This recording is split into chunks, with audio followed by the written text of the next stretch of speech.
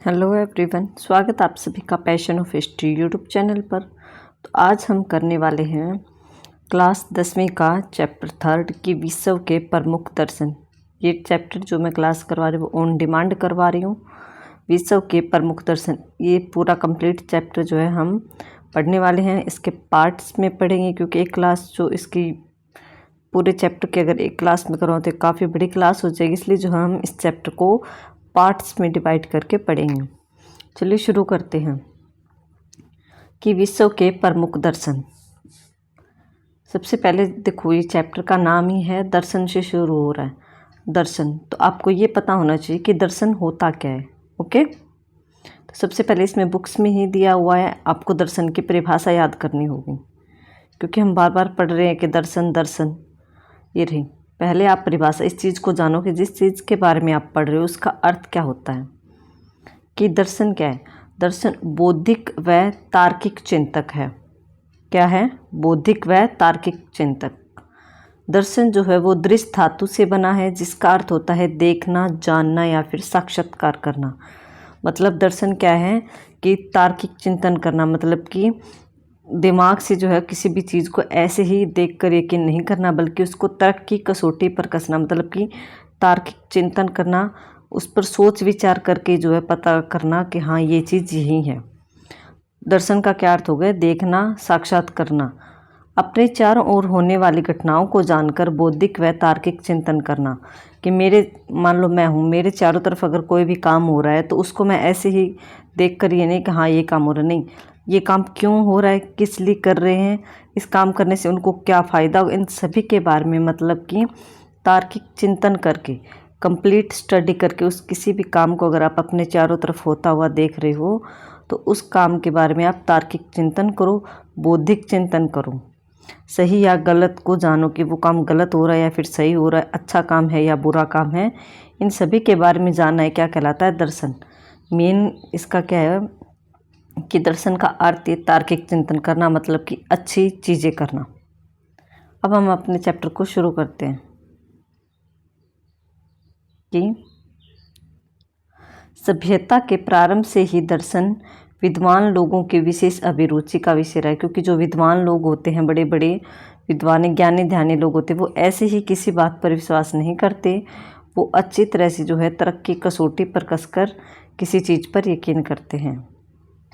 अपने चारों ओर हो रहे परिवर्तन व घटनाओं के बारे में सोचते हैं, विचार करते हैं, चिंतन करते हैं। मतलब कि अपनी चारों तरफ अगर कोई भी उनको परिवर्तन लग रहा है तो उस परिवर्तन से जो है वो ऐसे उस पर यकीन नहीं करेंगे, उस पर विचार करेंगे, उस पर चिंतन करेंगे, उसके बारे में सोचेंगे कि ये परिवर्तन किन कारणों से हो रहा है। इसलिए दिया गया कि जो विद्वान लोग होते हैं वो ऐसे ही किसी चीज़ पर या फिर किसी बात पर यकीन नहीं करते। इस स्वाभाविक मानसिक प्रक्रिया से परम तत्व के यथार्थ स्वरूप की जांच, जीवन सत्यों की खोज, जीवन की समस्याओं व उनके समाधान का विचार मनुष्य के मन में लगातार आ रहा है। मैं क्या हूँ, कहाँ से आया हूँ, आत्मा क्या है, जीव क्या है, ये तो हमारे माइंड में भी आता है। दिमाग, कोई भी नॉर्मल इंसान हो उसके दिमाग में एक बार विचार आता है कि ये सत्य जो होता है ये क्या होता है, मैं कहाँ से आया हूँ, मैं कौन हूँ, ये आत्मा जो मरने के बाद निकल जाती है तो वो आत्मा क्या है, ये जो जीव जंतु है ये क्या चीज़ है। मतलब कि ऐसे इस टाइप के क्वेश्चन जो है मनुष्य के मन में चलते रहते हैं।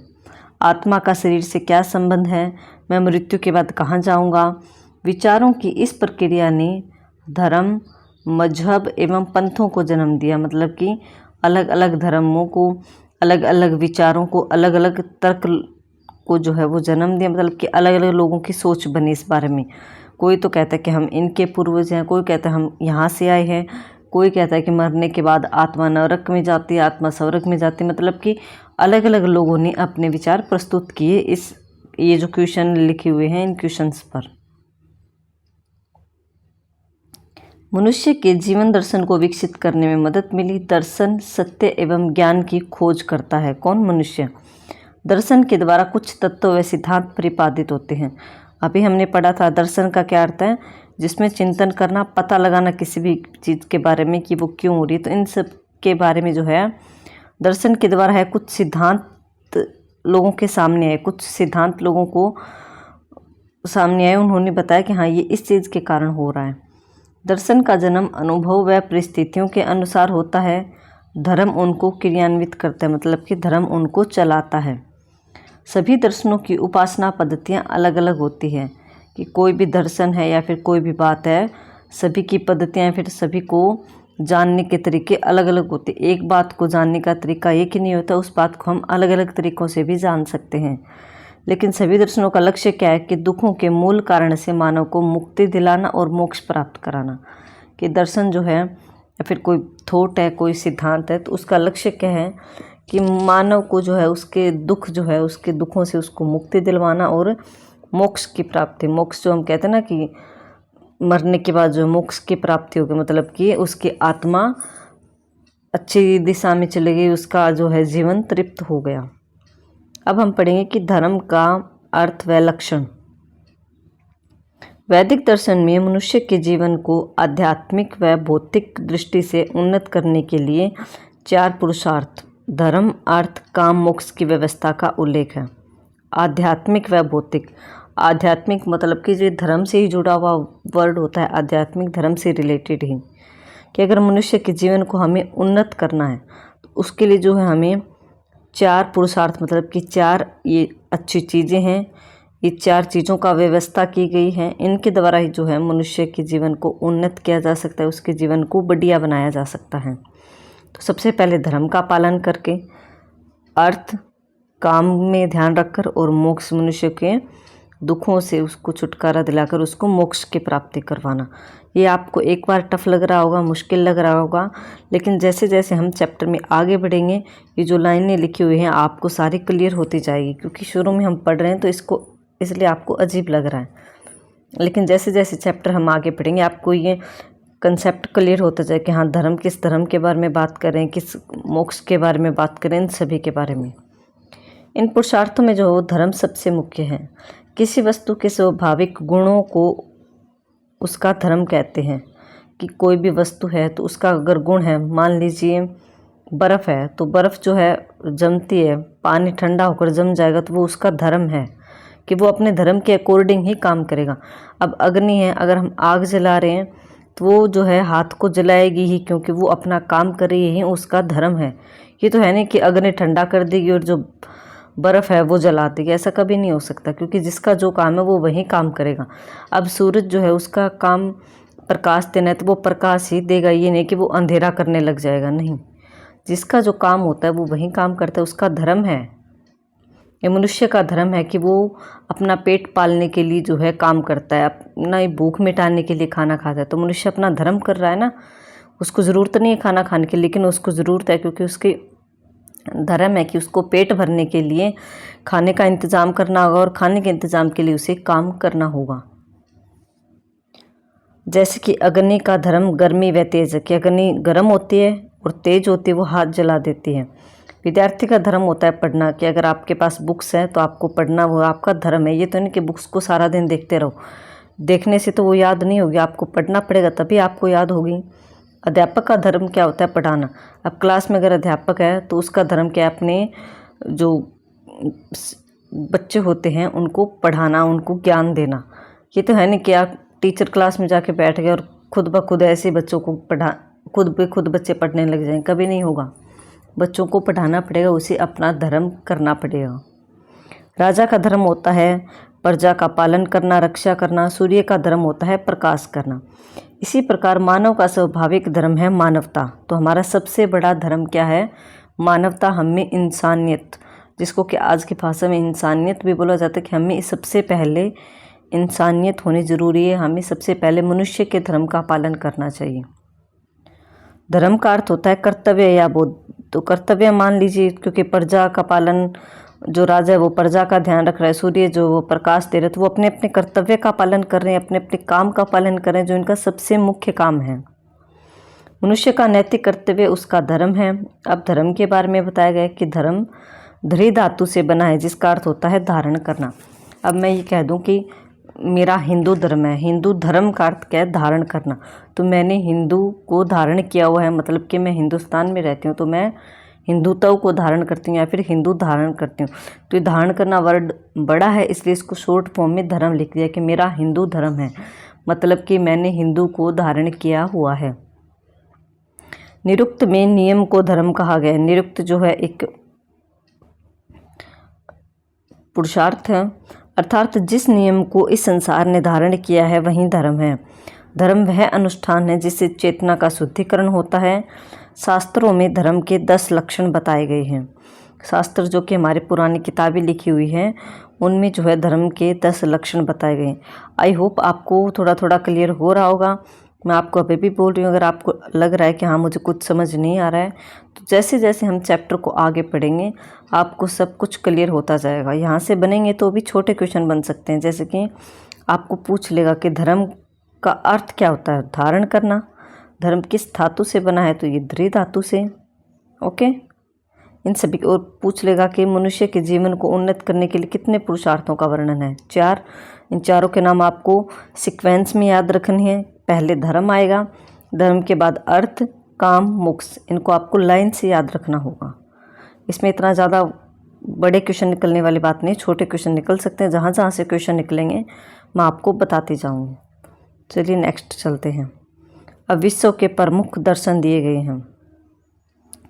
ये धर्म के 10 लक्षण हैं, अगर आप याद करना चाहते हो, क्योंकि पूछ सकता है आपसे छोटे क्वेश्चंस में कि धृति का अर्थ धैर्य, क्षमा, क्षमा तो हम सभी को पता है कि माफ़ करना होता है। संयम, वासनाओं पर नियंत्रण, मतलब कि हमारे शरीर में जो कई बार गलत थॉट्स आते हैं, आप एक तरह से कह लीजिए गंदी बातें हैं, तो इन पर अपना नियंत्रण करना कि नहीं ये काम गलत है, ये काम मुझे नहीं करना।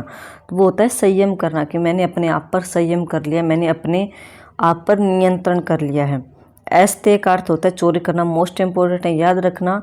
ये आपको मिलेंगे बौद्ध धर्म और जैन धर्म में कि अस्तेय का क्या अर्थ होता है। अस्तेय का अर्थ होता है चोरी करना। सुचिता, अंदर व बाहर की पवित्रता, कि मनुष्य अंदर से तो पवित्र रह सकता है पाप ना करके, और बाहर से वो पवित्र रह सकता है अपने चरित्र के द्वारा।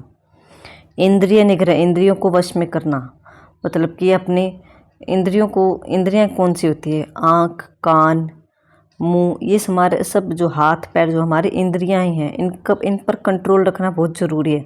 मतलब कि आंखों पर कंट्रोल कि हम गंदी चीज़ें ना देखें, कानों पर कंट्रोल कि हम किसी की चुगली ना सुने, किसी के बारे में गलत बात हो रही है तो हम वो ना सुने। और मुंह, सबसे प्रमुख इंद्रिय तो मुंह ही होता है, जिसके द्वारा हम किसी को गलत ना बोले, हम इस पर अपना नियंत्रण रखें। ध्येय का अर्थ होता है बुद्धिमत्ता का सत्य प्रयोग। विद्या का अर्थ होता है ज्ञान की जिज्ञासा। ज्ञान की जिज्ञासा में सत्य अस्तेय का ज्ञान। उसके बाद आता है सत्य। सत्य का अर्थ होता है कि मन, कर्म, वचन से सत्य को धारण करना। सत्य का अर्थ सच बोलना, कि हमारा मन भी सच्चा होना चाहिए। हमारा धर्म जो, अगर हम किसी धर्म का पालन कर रहे हैं, मान लीजिए कई हिंदू धर्म को मानते हैं, कई मुस्लिम धर्म के लोग होते हैं, कई ईसाई धर्म के लोग होते हैं, कई लोग जो होते हैं वो बौद्ध धर्म को मानते हैं। तो यहाँ कहने का अर्थ है कि किसी भी धर्म को मानो आप, लेकिन उस धर्म के प्रति मतलब ईमानदार रहो। जिस धर्म का आप पालन करें उस धर्म का अच्छे से पालन करो। नेक्स्ट, अक्रोध। अक्रोध का आपको सभी को पता है कि क्रोध ना करना। अब पंथ दिया हुआ है कि पंथ क्या होता है। पंथ की किसी व्यक्ति, उसके विचारों के इर्द गिर्द विकसित एक रहस्यमयी पूजा पद्धति व कर्मकांड जो है पंथ कहलाता है।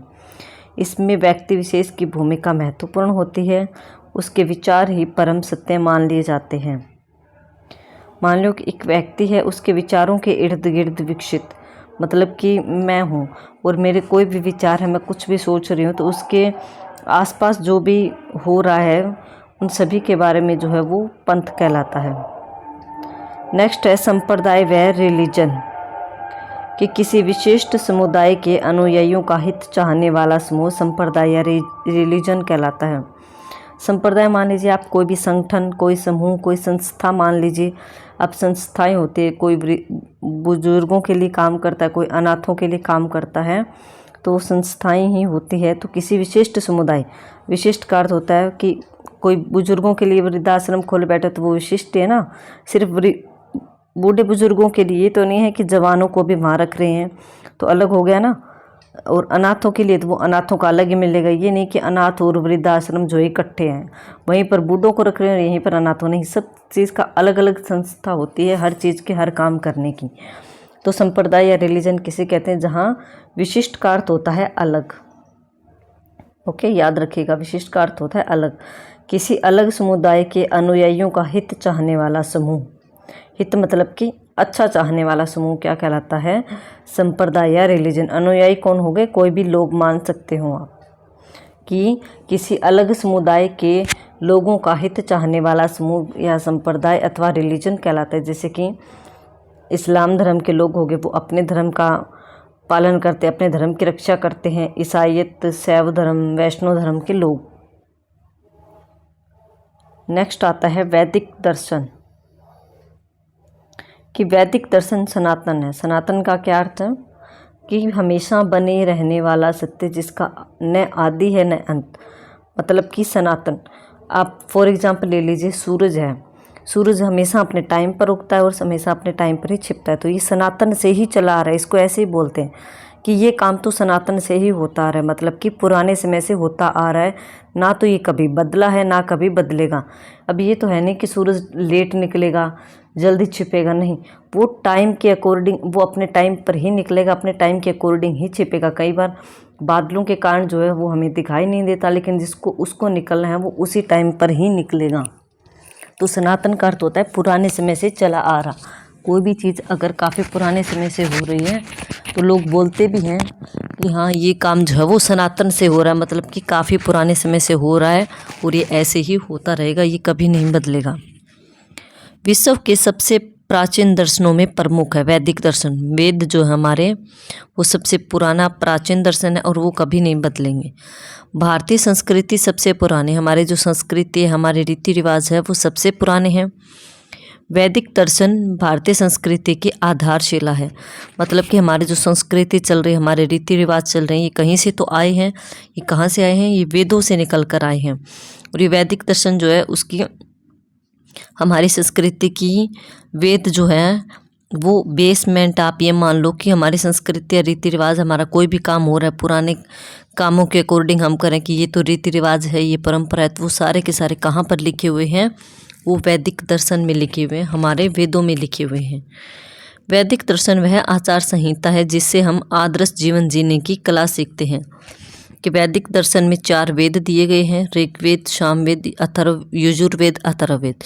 तो इन दर्शन मतलब कि चारों वेदों में जो अच्छी अच्छी बातें लिखी हुई है, उन बातों से हम एक आदर्श जीवन जीने की कला, एक अच्छा जीवन जीने की कला सीखते हैं, अच्छा जीवन जीने का ढंग सीखते हैं।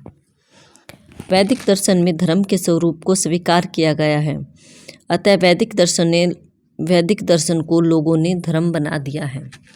अभी दर्शन की परिभाषा हमने पढ़ी ली थी। यहाँ पर फिलोसफी का अर्थ क्या होता है? कि ज्ञान से प्रेम। फिलोसफी का उद्देश्य ज्ञान प्राप्ति है, न कि जीवन में सुधार करना। अब बोलते हैं ना कि मैंने ये फिलोसफी ले रखी है, मतलब कि मैंने ये ज्ञान प्राप्त कर रखा है। अब मैं बोल दूं कि मैंने इतिहास में फिलोसफी कर रखी है, मतलब कि मैंने इतिहास का ज्ञान ले रखा है। कोई कहते हैं मैंने ज्योग्राफी में फिलोसफी कर रखी है, मतलब कि मैंने इस चीज़ का ज्ञान लिया हुआ है।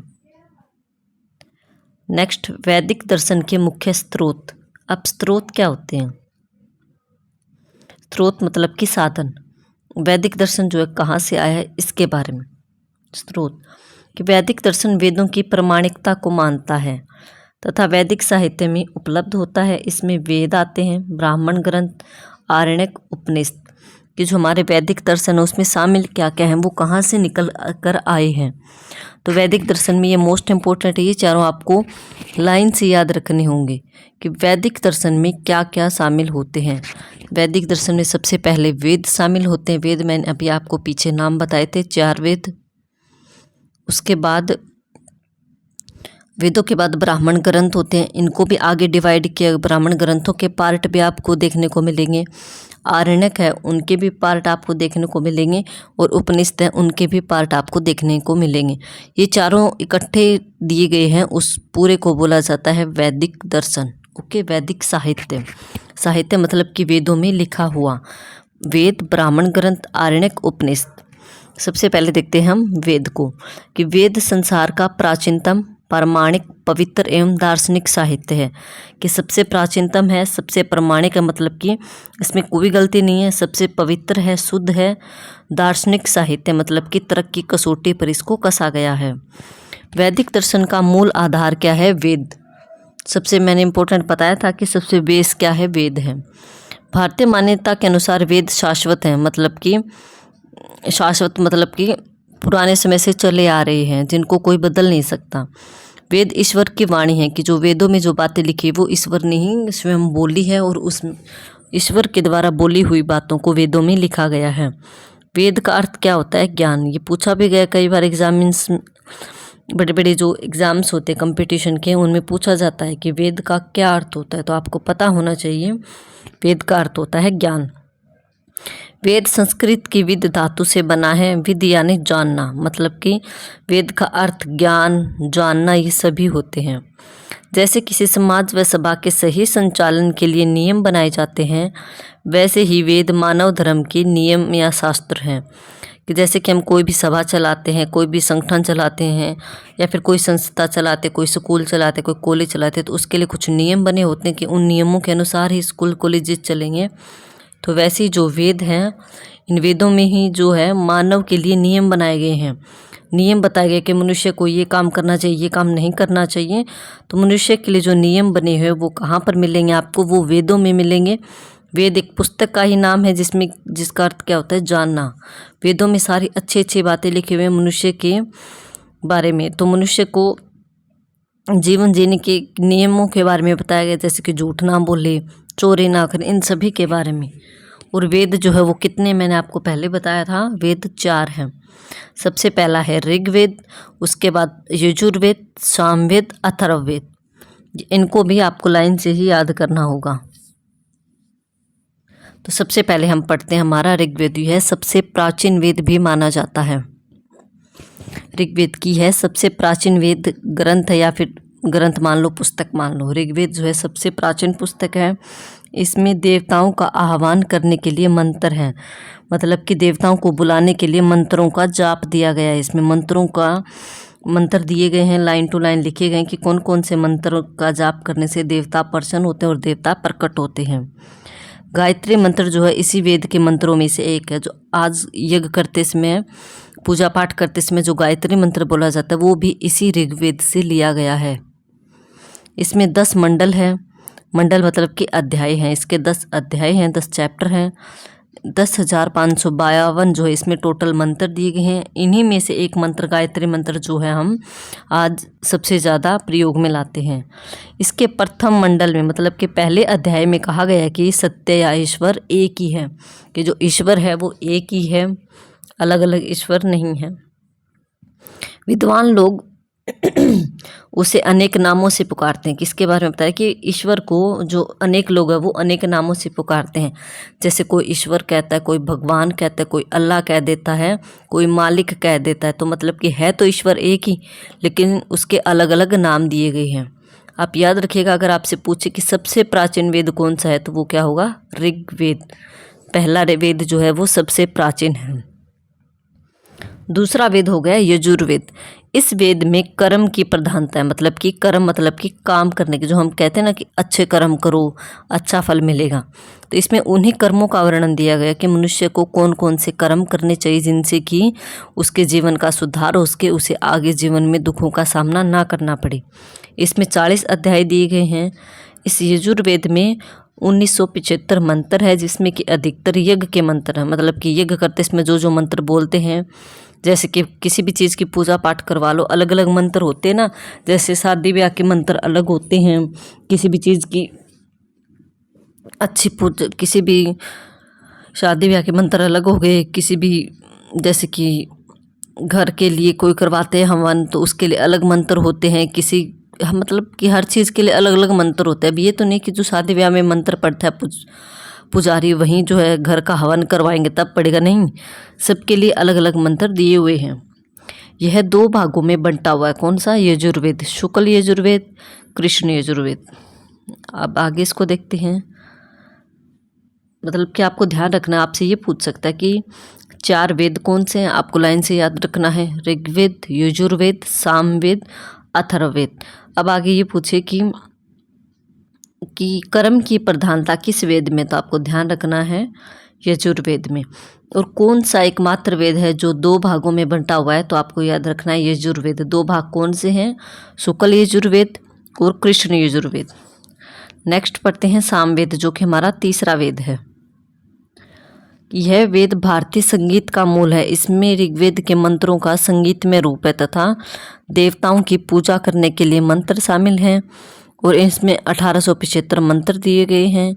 सामवेद में अधिकतर ऋचाएँ ऋग्वेद की ही हैं। जो हमारा सबसे पहला वेद है वहीं से जो है ज़्यादा मंत्र लिए गए हैं। मतलब कि इसमें देवताओं को खुश करने के लिए, जैसे कि संगीतमय रूप, मतलब कि आरती वगैरह का दिया गया है।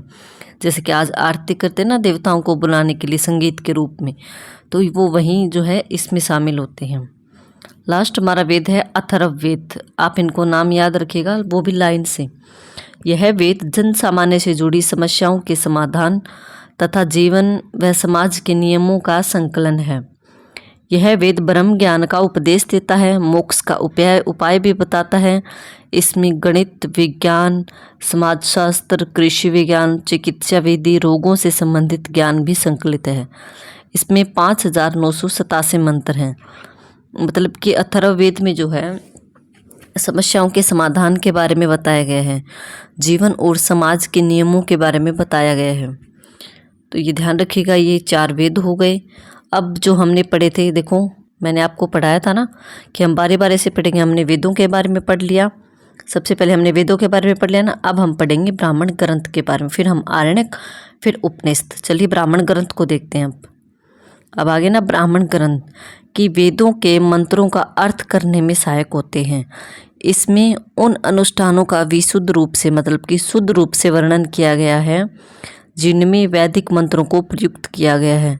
इसमें गद्य रूप से देवताओं व यज्ञ की रहस्यमयी व्याख्या की गई है। ब्राह्मण ग्रंथ का अर्थ क्या हो गया कि मंत्रों का अर्थ करने में, कि जो मंत्र मैंने आपसे बोला था कि ऋग्वेद में भी मंत्र दिए गए हैं, यजुर्वेद में भी मंत्र है, सामवेद में भी मंत्र दिए गए, तो इन सभी मंत्रों का जो मतलब कि बोलो कि आप एक्सप्लेनेशन जो वो कहाँ पर दी गई है, वो दी गई है ब्राह्मण ग्रंथ में। डिटेल से इन मंत्रों के बारे में, उनका अर्थ जो है, मंत्र की जो लाइन होती है उन सभी का अर्थ किस में दिया गया है, वो ब्राह्मण ग्रंथ में दिया गया है। नेक्स्ट हो गया हमारा आरण्यक ग्रंथ। आरण्यक ग्रंथ कि आरण्यक ग्रंथों का अत्यधिक महत्व ब्राह्मण ग्रंथों की अपेक्षा ज़्यादा है। मतलब कि ऊपर वाले से ज़्यादा इम्पोर्टेंट है ये। वानरप्रस्थियों तथा सन्यासियों को आत्म तत्व व ब्रह्म विद्या के ज्ञान के लिए ये ग्रंथ ब्राह्मण ग्रंथ व उपनिषदों को जोड़ने वाली कड़ी है। आरण्यक का क्या अर्थ होता है? आरण्यक का अर्थ होता है जंगल या फिर वन, कि जो जंगल या वन में जो ऋषि मुनि ज्ञान प्राप्त करते हैं उन्हीं को बोला गया है कि आरण्यक ग्रंथ। कि जंगल या वन में बैठकर जो ऋषि मुनि तपस्या करके जो जिस चीज़ का पता लगाते हैं, सच्चाई का पता लगाते हैं, आत्मज्ञान की अनुभूति करते हैं, और उन्हीं बातों को उन्होंने जिन बुक्स में लिखा गया है, जिन किताबों में लिखा गया है, उसी को आरण्यक ग्रंथ बोला जाता है, कि जंगलों में लिखा जाने वाला ग्रंथ। ओके, और ये सन्यासियों के द्वारा लिखा गया है। नेक्स्ट है उपनिषद। उपनिषद वेदों का सार है। उपनिषद का अर्थ होता है गुरु के पास बैठकर शिष्य द्वारा ज्ञान प्राप्त करना। कि गुरु के पास बैठकर शिष्य के द्वारा प्राप्त किया गया ज्ञान क्या कहलाता है? उपनिषद। ब्रह्मा, जीव, जगत का ज्ञान उपनिषदों की मूल शिक्षा है। कि उपनिषद के द्वारा शिष्य जो है अपने गुरु से किस प्रकार का ज्ञान प्राप्त करता है, तो वो जीवों के बारे में, जगत या संसार के बारे में, ब्रह्मा मतलब कि ईश्वर के बारे में जो ज्ञान प्राप्त करता है एक शिष्य गुरु के पास बैठकर, वहीं उपनिषद कहलाते हैं। नेक्स्ट है वैदिक दर्शन की विशेषताएं। वैदिक दर्शन की विशेषताएं कि वैदिक दर्शन में वसुवेद कुटुंबकम व सर्वे भवन्तु सुखिन की बात कही गई है। इससे व्यक्ति का चरित्र संकीर्णताओं के बंधन से मुक्त होकर समस्त पृथ्वी को अपना परिवार समझने लगता है। मतलब कि जो वैदिक दर्शन दिए गए, हमने वेद पढ़े हैं, इनकी विशेषताएं बता रहे हैं। इससे जो है मनुष्य संकीर्णताओं से, मतलब बंधन से मुक्त होकर जो है समस्त पृथ्वी को अपना परिवार समझने लगता है। इसके ज्ञान से व्यक्ति जो है यज्ञ के माध्यम से अग्नि, जल, पृथ्वी, वायु एवं आकाश जैसे प्राकृतिक तत्वों को स्वच्छ व सुरक्षित रखने की प्रेरणा लेता है। वैदिक दर्शन की मुख्य विशेषताएं इस प्रकार हैं। नैतिकता आपको पता ही है, नैतिक जीवन जीना मतलब कि अच्छी राह पर चलकर जीवन व्यतीत करना। सत्य पर आधारित, प्रकृति की प्रधानता, सबसे पहले प्रकृति का इज्जत करना सीखो, प्रधानता दो मतलब कि पेड़ पौधों की सुरक्षा करो, पेड़ पौधे लगाओ, फूलों की सुरक्षा करो, अपने चारों तरफ हरियाली रखो। बहुदेववाद व एकेश्वरवाद की अवधारणा। एकेश्वरवाद का अर्थ होता है एक ईश्वर में विश्वास रखना। जैसे कि कोई बोलते हैं ना कि सबका मालिक एक है, मतलब कि पूरे संसार का मालिक एक ही है। बहुदेववाद में कोई कृष्ण की पूजा करता है, कोई विष्णु की पूजा करता है, कोई किसी माता की पूजा करता है। इसमें जो है बहुदेववाद में अलग अलग देवता आ जाते हैं, और एक ईश्वर में, एकेश्वरवाद में सिर्फ एक ईश्वर का वर्णन होता है कि पूरे संसार को एक ईश्वर चला रहा है, एक मालिक चला रहा है।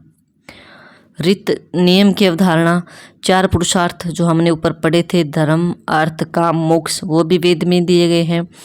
यज्ञ व अनुष्ठानों की प्रधानता की, जो यज्ञ करने के तौर तरीके, यज्ञ के मंत्र हैं, वो भी वेदों में दिए गए हैं। भौतिक जीवन के प्रति उदासीनता, कि जो भौतिक जीवन मनुष्य जीता है, मतलब कि हम जो जीवन जी रहे हैं वो भौतिक जीवन ही है, उसके प्रति अगर कोई उदास है तो उसके बारे में वर्णन दिया गया है। कर्म के आधार पर पूर्व जन्म के सिद्धांत की मान्यता, कि बोलते ना कि अच्छे कर्म करोगे तो तुम्हें अच्छा जीवन मिलेगा, आगे मनुष्य का ही जीवन मिलेगा। तो यही बताया गया कि कर्म के आधार पर पूर्व जन्म की, मैंने पिछले जन्म में कोई बुरे कर्म किए होंगे जिसका कि फल मुझे इस जन्म में मिल रहा है, ये लोग बोल देते हैं। अंतिम लक्ष्य जो है मोक्ष प्राप्ति करना, मतलब कि अपने जीवन का अच्छा, पूरे जीवन का निचोड़ निकाल कर मोक्ष प्राप्त हो गया, कि इसको तो अच्छा जीवन मिल गया। आत्मा की अमरता में विश्वास करना, कि आत्मा को अमर मानना चाहिए, आत्मा, क्योंकि आत्मा कभी नहीं मरती। त्रिगुण के सिद्धांत की मान्यता, जिसमें कि सत्व रज तम आता है। नेक्स्ट होता है कि ऋव की अवधारणा। ऋण, देव ऋण मतलब देवताओं का ऋण, गुरु का ऋण चुकाना, पितृ ऋण मतलब कि अपने माता पिता का ऋण चुकाना। विश्व भातृत्व की प्रेरणा। विश्व भातृ मतलब कि विश्व में भाईचारे की प्रेरणा। सहिष्णुता व धैर्य की प्राप्ति में सहायक। सामाजिक कुशलता का विकास, के समाज में जो है कुशलता लाना। सरल व पवित्र जीवन जीने की प्रेरणा। तो ये सारी वेदों की विशेषताएं, ये सारे की सारी चीज़ें वेदों में दी गई हैं। इस प्रकार हम देखते हैं कि वैदिक दर्शन व्यक्ति को लोभ मोह से दूर रखते हुए, कि किसी भी चीज़ का लोभ नहीं करना चाहिए, किसी भी चीज़ में मोह नहीं रखना चाहिए, इन सभी से दूर रखते हुए अपने कर्तव्य का पालन करना सिखाता है। कौन? वैदिक दर्शन या फिर वेद। वैदिक दर्शन में हमने किसको पढ़ा था? वेदों को पढ़ा, जिसमें कि 4 वेद थे, ऋग्वेद, सामवेद, अथर्ववेद, यजुर्वेद। फिर हमने वेदों के बाद ब्राह्मण ग्रंथों को पढ़ा, उसके बाद हमने आरण्यक को पढ़ा, उसके बाद में हमने उपनिषदों को पढ़ा। तो इनमें जो इतनी चीज़ें जो हमने पढ़ी हैं, उन सभी में क्या दिया गया टोटल निचोड़, कि लोभ नहीं करना चाहिए, किसी भी चीज़ के प्रति मोह नहीं रखना चाहिए, और अपने कर्तव्य का पालन करते हुए एक अच्छा जीवन व्यतीत करना चाहिए। दूसरों की सेवा करने को पुण्य, दूसरों को दुख देने को पाप समझाता है। वेदों में यही दिया गया कि दूसरों की सेवा करेगा तो आपको पुण्य मिलेगा, आपके पाप अच्छे, मतलब आपके कर्म अच्छे होंगे। अगर आप दूसरों को तकलीफ दे रहे हो, दूसरों को पीड़ा दे रहे हो, दुख दे रहे हो, तो ये आपके जो है वो आपको पाप लगेगा। वैदिक दर्शन शाश्वत है, मतलब कि कभी ना खत्म होने वाला है। यह नित्य नूनता का आभास करवाता है। आदर्श जीवन जीने की कला सिखाता है, मतलब कि एक अच्छा जीवन जीने की कला सिखाता है। अतः वैदिक ज्ञान की प्राप्ति न केवल आधुनिक मानव के लिए अपितु मानव जाति के भविष्य के लिए भी आवश्यक है। कि वैदिक ज्ञान मतलब कि जो वेदों में बातें लिखी हुई हैं, उनका ज्ञान सभी मनुष्यों के लिए ज़रूरी है। हम जो आ रहे हैं, हमारी पीढ़ी के लिए भी ज़रूरी है, जो हमसे आगे पीढ़ी आएगी उनके लिए भी ये ज्ञान ज़रूरी है। क्योंकि अगर वेदों का ज्ञान आपको नहीं है तो आप अपने जीवन को सुधार नहीं सकते, क्योंकि वेदों में ही पाप, पुण्य, कर्म, इन सभी के बारे में बातें लिखी हुई है। वैदिक ज्ञान भारतीय संस्कृति की धरोहर है। वेदों के ज्ञान से विमुख होने के कारण ही आज संसार अनेक समस्याओं से घिरा हुआ है। इसका अर्थ है कि कई लोग वेदों के ज्ञान में विश्वास नहीं करते, पुराने रीति रिवाजों को नहीं मानते। इसी कारण जो मनुष्य के सामने अनेक समस्याएं आ रही हैं, कि वेदों में जो बातें लिखी हुई, अगर उन नियमों का पालन करे, सत्य बोले, चोरी ना करे, झूठ ना बोले, किसी को दुख ना दे, अगर इन सभी बातों को, जो वेदों में बातें लिखी हुई अच्छी अच्छी, अगर इन सभी बातों को मनुष्य माने, उनका पालन करे, तो जो है मनुष्य के सामने समस्याएं नहीं आगी, उसका जीवन सुख में व्यतीत होता चला जाएगा। इस प्रकार वेदों का दार्शनिक चिंतन सामंजस्य, सदाचार, सहयोग व समन्वय की प्रेरणा देता है कि सामंजस्य बनाए रखें, मेलजोल बनाकर रखें। सदाचार मतलब कि अपना अच्छा आचार व्यवहार रखें दूसरों के साथ, दूसरों को सहयोग दे। अगर आपकी मदद की ज़रूरत है किसी को तो उसका सहयोग करना चाहिए। समन्वय मतलब कि उसके साथ मेल मिलाप रखना चाहिए, उसके साथ आना जाना रखना चाहिए। तो ये सारा था वैदिक दर्शन के बारे में जो हमने पढ़ लिया है। तो अब जो हमारा नेक्स्ट होगा दर्शन, जैन दर्शन की, जैन धर्म जो बोलते हैं ना, कई जैन धर्म का पालन करते हैं, तो इसके बारे में जो हम हमारे नेक्स्ट क्लास में डिस्कस करेंगे। तो आज के क्लास में हमने वैदिक दर्शनों को पढ़ लिया है, वेदों के बारे में पढ़ लिया, 4 वेद, ऋग्वेद, यजुर्वेद, सामवेद, अथर्ववेद, इन सब के बारे में पढ़ा। तो आई होप आपको क्लास अच्छी लगी होगी। अगर आपको क्लास अच्छी लगती है तो प्लीज़ वीडियो को लाइक करें, शेयर करें और चैनल को सब्सक्राइब करें। और अगर आपको क्लास अच्छी लगती है तो प्लीज़ मुझे कमेंट करके कमेंट सेक्शन में बताएं कि आपको क्लास कैसी लगी। अगर कोई भी प्रॉब्लम लग रही है, फिर कोई भी दिक्कत है, तो आप मुझे कमेंट सेक्शन में कमेंट कर सकते हैं। किसी टॉपिक पर क्लास बनानी हो तो उसको भी आप मुझे कमेंट सेक्शन में लिखकर मुझे बता सकते हैं, मैं उस टॉपिक पर आपको क्लास प्रोवाइड करवा दूँगी। Okay, thank you everyone.